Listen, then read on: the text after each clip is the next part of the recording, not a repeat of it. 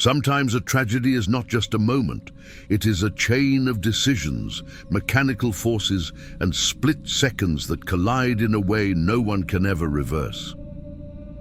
A devastating impact, a fireball rising in less than 1 minute, and an autopsy that revealed details far more complex and far more disturbing than the world expected. This is the full forensic breakdown of what really happened to Paul Walker, and why investigators spent months reconstructing every frame, every second, and every inch of the scene where one of Hollywood's most beloved figures lost his life.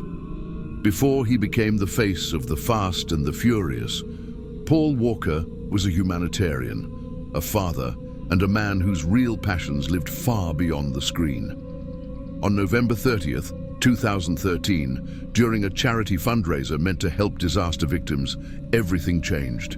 This is the beginning of the full investigation. The fundraiser that afternoon was supposed to be a peaceful, family-friendly moment. Held in Santa Clarita, California, the event took place at the automotive shop owned by Paul's friend and business partner, Roger Rodas. Dozens of attendees walked around, greeted Paul, and admired the rare cars parked outside. Among them was the bright red 2005 Porsche Carrera GT, a machine both admired and feared. It was a car known for breathtaking speed, razor-sharp handling, and a reputation among professionals as unforgiving. At some point during the event, Paul and Roger stepped aside. They talked quietly while standing near the Porsche, a discussion witnesses described as casual, relaxed, nothing out of the ordinary.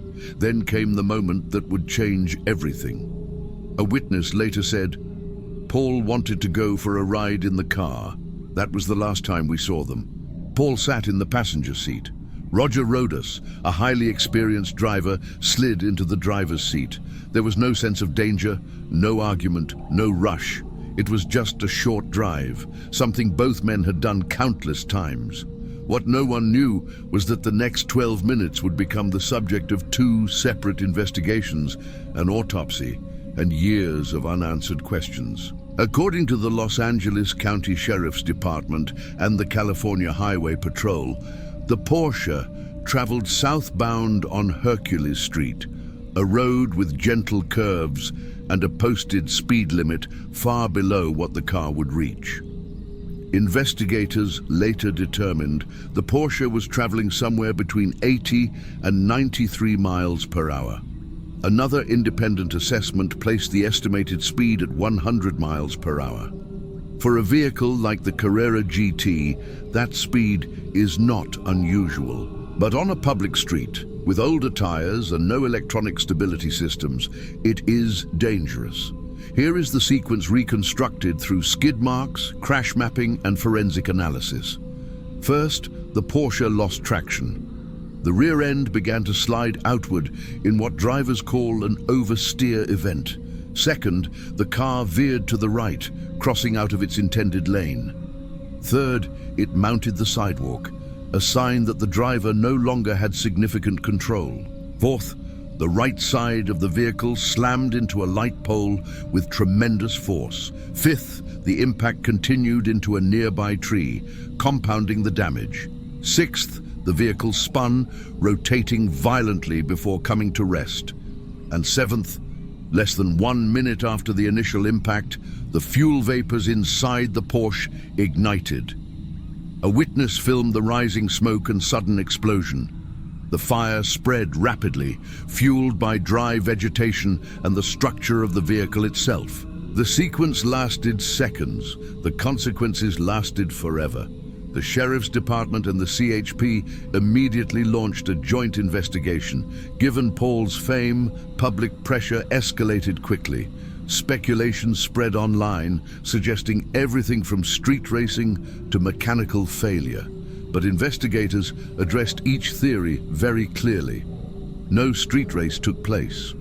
There was no evidence of another car speeding alongside them. No mechanical failure was found. Porsche engineers inspected the remains of the vehicle and found no system malfunction, no road defect, contributed to the crash. The section of Hercules Street where the crash occurred had no structural issues. No alcohol or drugs were in either man's system. Toxicology reports returned completely clean, but one detail did raise concern. The Porsche's tires were 9 years old. This is far beyond the recommended lifespan for high-performance tires. Investigators stated that aging rubber significantly reduces grip, especially at high speeds.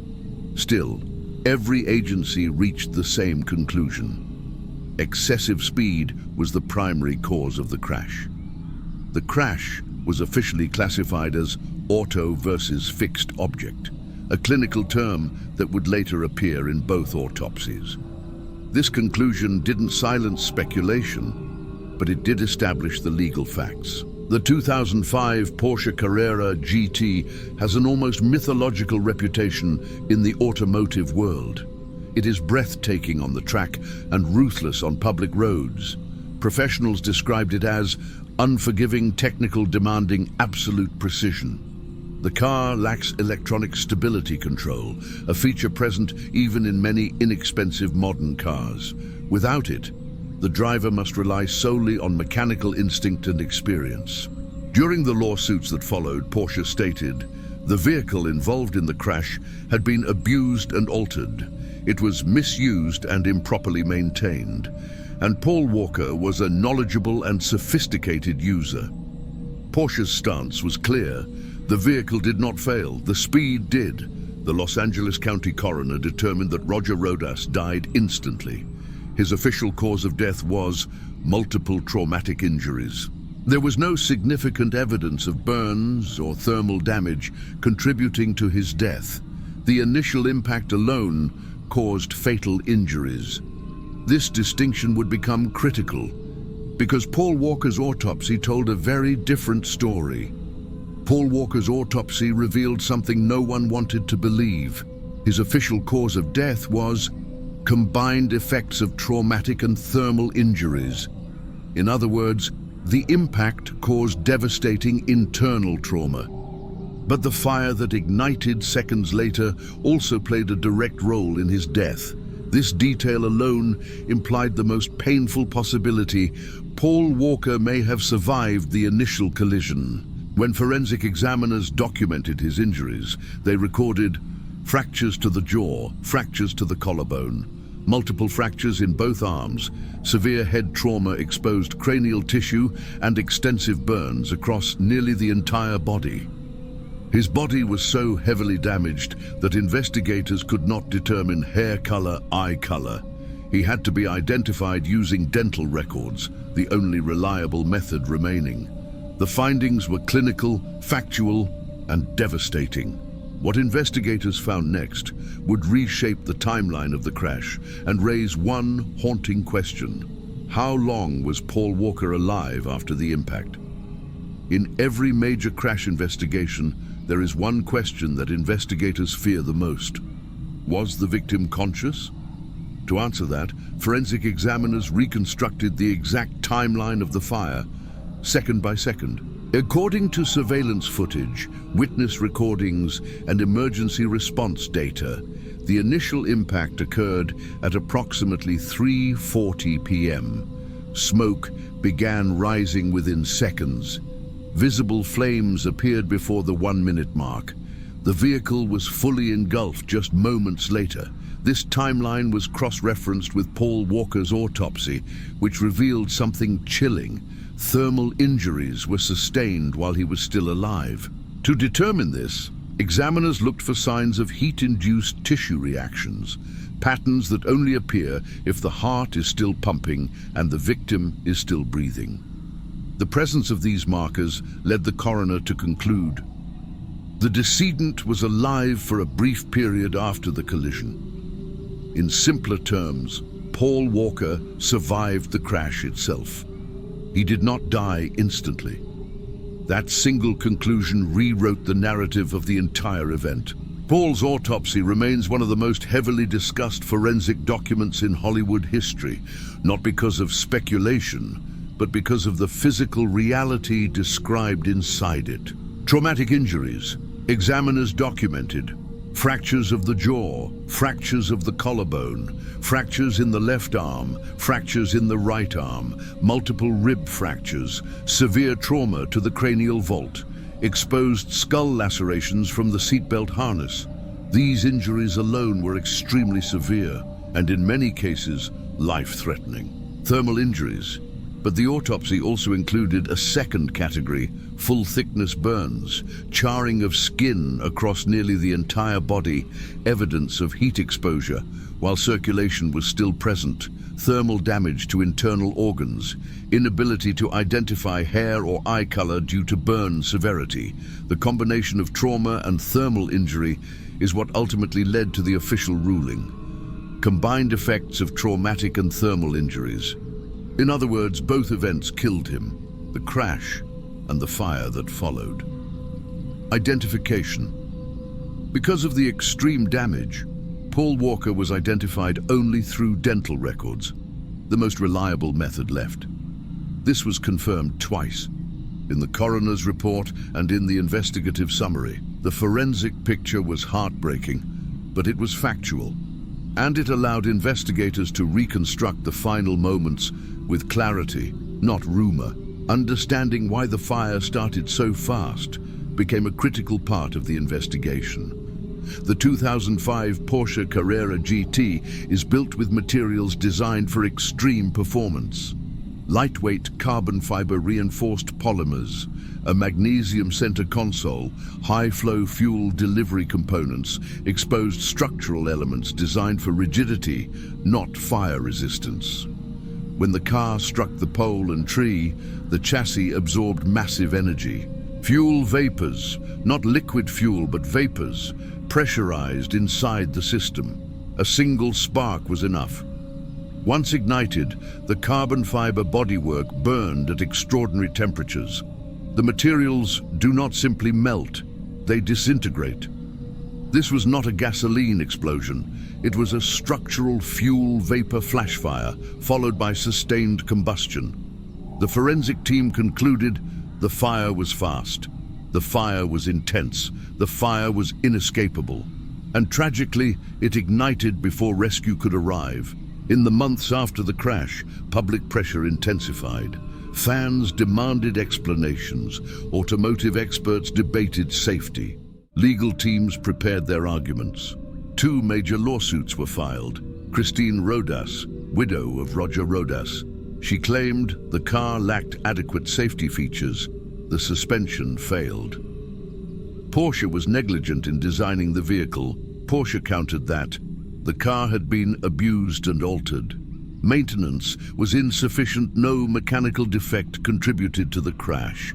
After lengthy proceedings, Christine Rodas lost her case. Meadow Walker, daughter of Paul Walker. Her lawsuit argued the car was missing essential safety components. Even lower-cost Porsche models included features.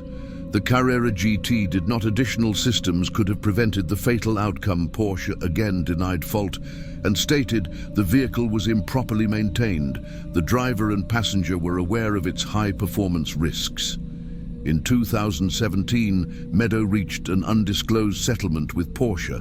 The settlement was confidential. The debate was not. In the aftermath, one question haunted everyone. How could 2 experienced drivers, 2 men who understood cars deeply, crash like this? Paul's friend, Paul Townsend, said, "With the automotive experience of Paul and Roger, it's unfathomable. This should not have happened." Roger Rodas was not just a friend.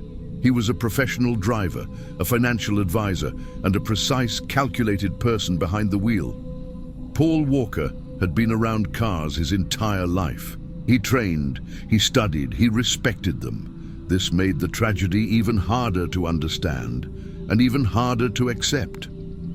Paul's mother, Cheryl Walker, spoke about her son not as a movie star, but as a human being.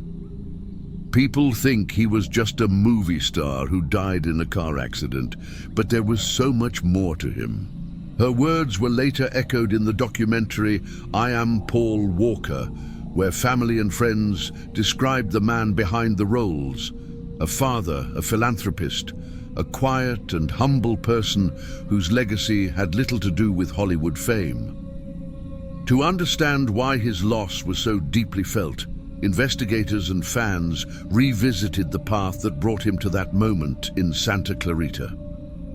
Paul William Walker IV was born on September 12, 1973, in Glendale, California. He was the oldest of 5 siblings, raised in a family that valued humility, service, and faith.